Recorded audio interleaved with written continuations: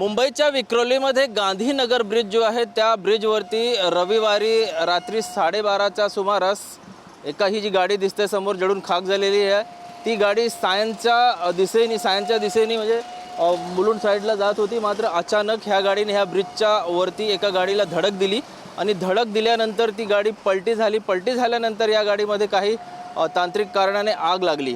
मात्र त्यामुळे सर्व जो हा पूर्ण रस्ता आहे तो वाहतूक कोंडी झालेली होती। हे तुम्ही पाहू शकता की सध्या ज्या गाडीला धडक दिली होती ती जी गाडी आहे ती समोरच्या मार्गाने ते क्रेन जे आहे ते खेचून घेऊन जात आहे। मात्र ज्या गाडीने धडक दिलेली होती ती गाडी जी आहे पूर्णपणे जळून खाक झालेली आहे।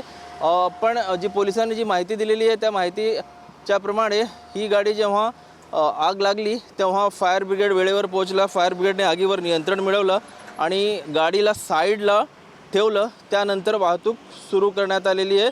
सुदैवाने या घटनेत कुठलीही जीवितहानी झालेली नाही।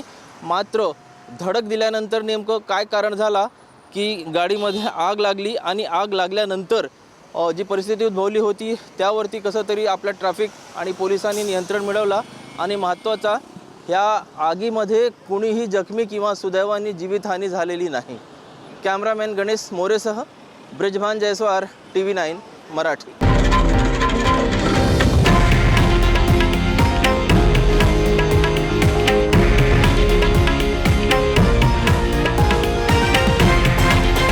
हे आहे देशातील नंबर 1 न्यूज नेटवर्क आणि आपण पाहत आहात TV9 मराठी, एकमेव।